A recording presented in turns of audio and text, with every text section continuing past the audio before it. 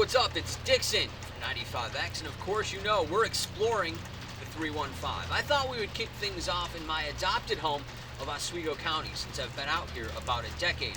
Now, a couple of things that you might not think you would find in the rural portions of Oswego County are a cafe, let alone a very gluten-free cafe. We're going to check that out today at Route 23 Eats. I'll see you inside.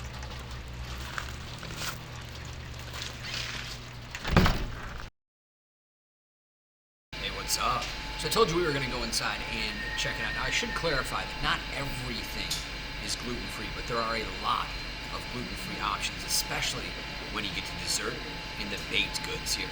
And we'll do that in a little bit because now it's time for the main course. And yes, I did order a lot of food. And no, I'm probably not going to eat it all, but it all makes great leftovers. So starting first, one of my favorite things ever, and definitely something that I get most places as sort of like my litmus test for their overall game, it's a Caesar salad. It is a basic Caesar salad, and this is one of my favorites. I will say that I've been here a few times over the last few months since they've had their grand opening, and the Caesar salad is something that I've gotten every time because it really is phenomenal in its simplicity and its execution. This is the Sunday special. This is a deep fried Italian hand pie. Essentially a calzone, but with a different kind of crust. Look how puffy that is. It's kind of like pizza dough, but not really pizza dough.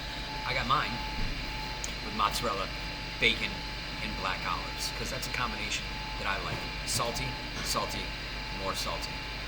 And then this is something that's on the menu every day, and you can customize a burger or chicken sandwich however you want. Now, this one, we went with cheese, grilled onions, and all the sandwiches are served with these thick cut fries that I love. And a little pro tip for you, if there's ever any tomato sauce lying around, you do a little of this, right?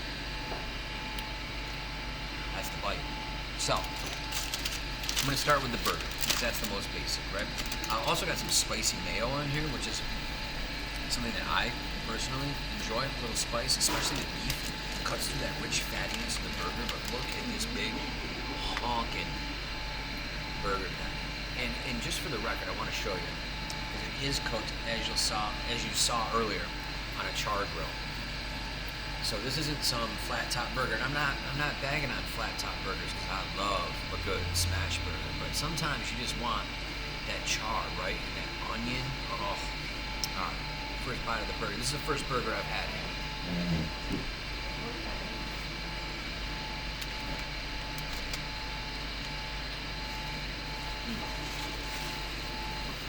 It tastes like one of your friends had a barbecue, but they really know how to cook. Like your friend that works in a kitchen had a barbecue. That's amazing. The spicy mayo cuts through the char on the burger and the fattiness of the beef. The onions, of course, are beef's best friend, in my opinion. And of course, we already did.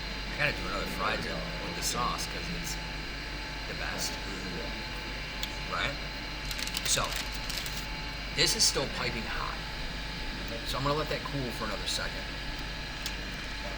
And I'm gonna eat salad on camera because I think a lot of people overlook the wonderfulness that is like a good, simple Caesar salad.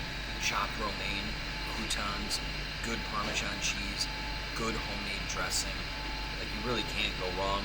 And I know that most people like to toss a Caesar salad and get everything coated, but by the time you get to a bottom of a Caesar salad that's this big, if you coat every piece of lettuce, you end up with soggy, gross, inedible lettuce in my opinion. So I like to dress it like a traditional salad and then do the little mix and toss as we go. But like for me, it doesn't get any better. It doesn't matter what time of year. You can get lettuce year round now, but this is one of my favorite bites of food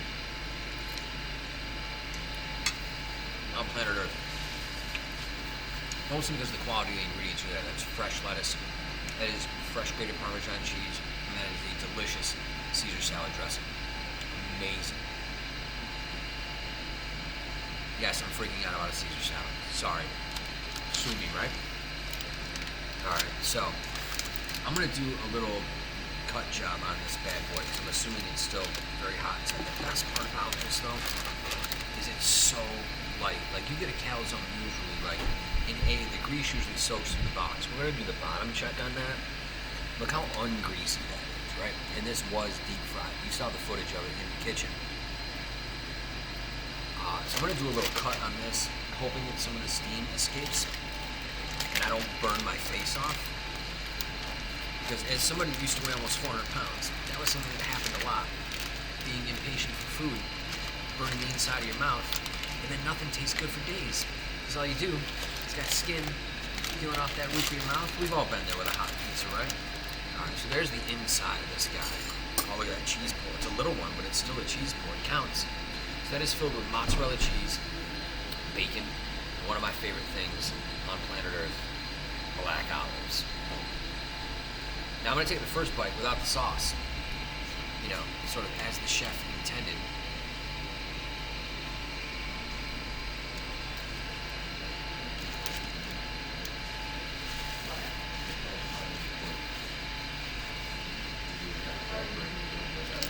Yeah, so, very calzone-esque, but the outside dough is so white and thin and crisp that it's almost like puff pastry, I guess is probably the best way to put it, but I gotta go in for a little bit of this red sauce because I think it's gonna light this thing right up. But it is so light and buttery and flaky. Look how flaky that is. Oh.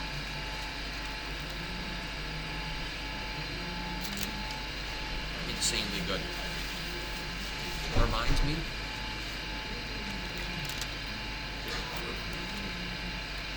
a lot of pita, right? Like a really good pita, like from the inside of one of those ovens in a Middle Eastern place where they slap it on the side and it's crispy and thin and puffy. That's exactly what this is. And it's so good. And this red sauce is phenomenal on here as well. It's not just for fries. So yeah, I'm gonna do some damage on this food, and then we're gonna show you the dessert case. Oh, and then diabetes be damned, I'm gonna have some dessert at Route 23 Eats. All right, so we're here today with Trina and Kim, the mother and daughter duo behind Route 23 Eats here in Constantia, New York. Congratulations. Thank you. It's great to see a female-owned business just on the heels of Women's History Month. I love the fact that Trina, your two daughters are also involved and do help out here. Yep. So that's 3 generations of women now owning, operating, and running a little cafe here in Constantia, New York. Now, I know you're from Oswego County. Yep.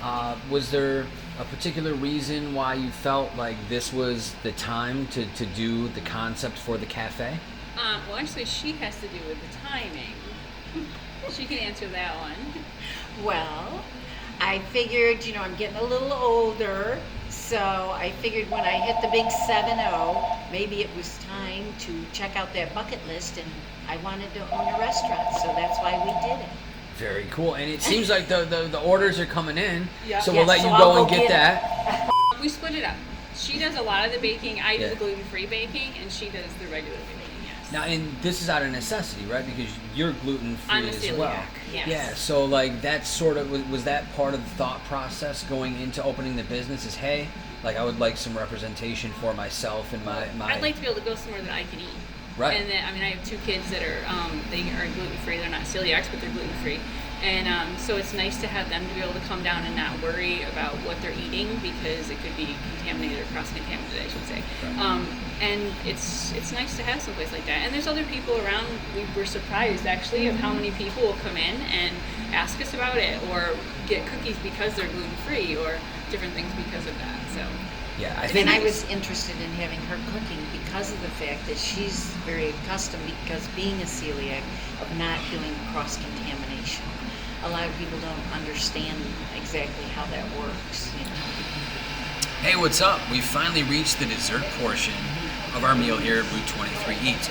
So I went with the 2 gluten-free options, okay? So today what we have is a white chocolate chip and cranberry gluten-free cookie and a coconut and dark chocolate macaroon. Not a macaron, which are the 2 little things with the feet, with the cream in the middle that are French and different colors and different flavors. That's a macaron. This is a macaroon. It's coconut. They're both flourless. They're both gluten-free. And I guarantee you that they're both delicious. They go great with a nice cup of black tea or the recessed coffee that they offer here. Yes, in addition to everything being family-oriented, they're also buying and sourcing local products like recessed coffee that we all know and love. So I'm going to jump into the white chocolate cranberry cookie first, because the macaroon is very sweet, and I don't want it to like blow out my palate. Now, I'm not saying that this macaroon is very sweet. Most macaroons, at least with my taste buds, are very sweet because coconut's very sweet to me. This looks fantastic.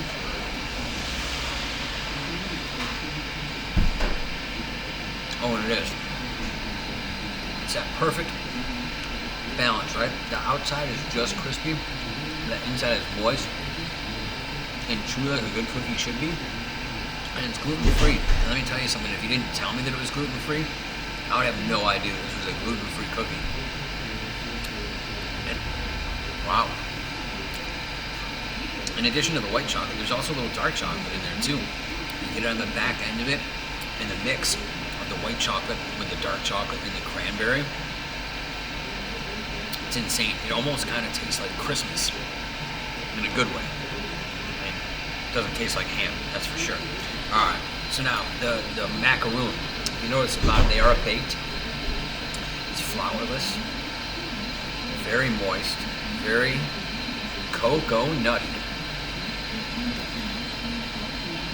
These are just fabulous. Don't buy the store-bought versions of these cookies because they're never good, right? They always just kind of taste like a chewy sponge. So when you find them fresh like this, like handmade in a bakery or a cafe like this, I always go for these.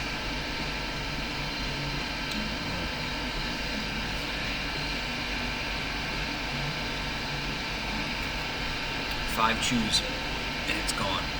Think about that last one you just bought in the grocery store for you macaroon lovers, right? It was almost like chewing on something unnatural. It's probably because they treat that coconut differently. This is insane. It's light. It's airy. And it's gluten-free. In Constantia, New York, we're eating gluten-free baked goods.